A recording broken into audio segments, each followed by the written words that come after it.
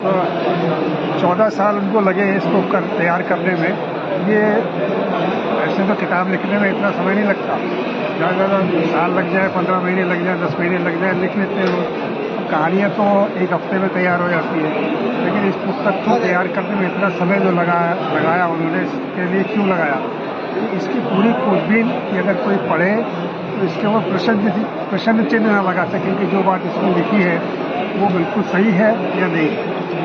इस चीज़ के लिए उन्होंने पूरी खोजबीन करी, जहाँ जहाँ वो रहे, जहाँ जहाँ वो गए, जहाँ उनके पात्र गए, सब जगह वो गए।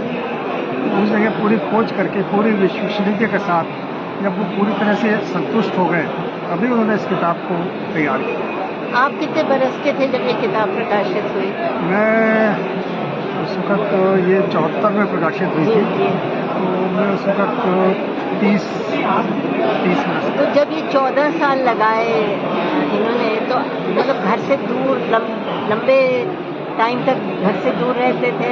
हाँ, वो तो पूरी यात्रा कई महीने के लिए बाहर निकल जाते थे। जैसे बर्मा गए तो फिर साथ साथ और जगह भी आसपास हुआ है, तो वहाँ लगाया है 20-25 दिन। कलकत्ता है, भागलपुर तो कितनी बार गए होंगे, तो जाना बराबर लगा रहता था। तो क्योंकि बचपन उनका भागलपुर में, जहाँ उन्होंने शरद ने गल्प कहना शुरू किया, शुरुआत करी अपने साहित्यिक जीवन की, जब वो किस्से कैसे सुनाया करते थे, वो भागलपुर से शुरू हुआ। उसके बाद फिर आगे बढ़ते चले गए, तो वहाँ से शुरू करके जहाँ जहाँ भी वो गए, आखिर तो सब जगह जाके उन्होंने उसकी खोजबीन की। विष्णु प्रभाकर जी की लेखन प्रक्रिया कैसी थी? मतलब कब लिखते थे? कोई एक निश्चित समय था या जब मन में आया बैठ जाते थे, या कोई नियमित सुबह का टाइम या शाम के समय? क्या आपको याद है? वैसे तो नियमित उनका समय था कि सुबह चाय वाय पी के अपना अखबार थोड़ा पढ़ के, उसके बाद 9 बजे से वो बैठते थे। 9 बजे से 2 बजे तक तो उनका निश्चित समय था, उसमें लिखने लगे। उसके बाद खाना खा के आराम कर लिया, फिर थोड़ा कॉफी हाउस चले गए, लोगों से मिलने जुलने या प्रोग्राम में चले गए, कनॉट प्लेस। अच्छा। फिर वापस आने के बाद रात को फिर थोड़ी देर 1-2 घंटे पढ़ना और लिखना दोनों चलते। ये तो नियमित था।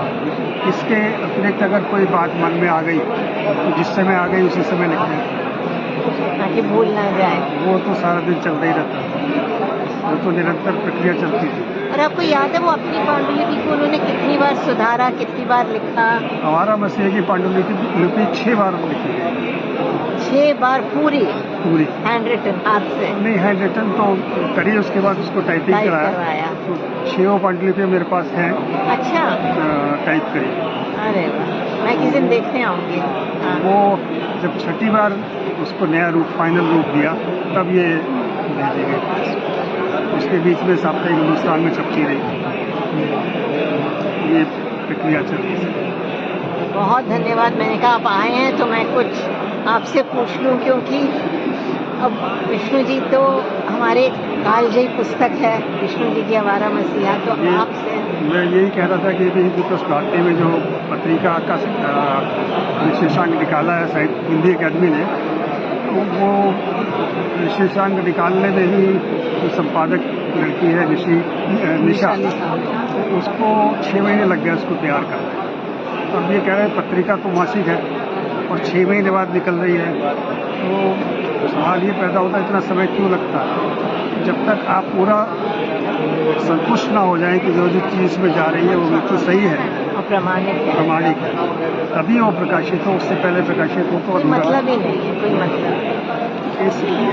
ऐसे जो काम है, कहानी लिखने में समय कम लगेगा, लेकिन इस तरह के काम करने में समय ज़्यादा लगेगा। पर किताब फिर बहुत पता नहीं कितने दशकों तक हमारे के आगे भी कितनी चलती रहेगी, तो ये तो खासियत है। बहुत बहुत धन्यवाद।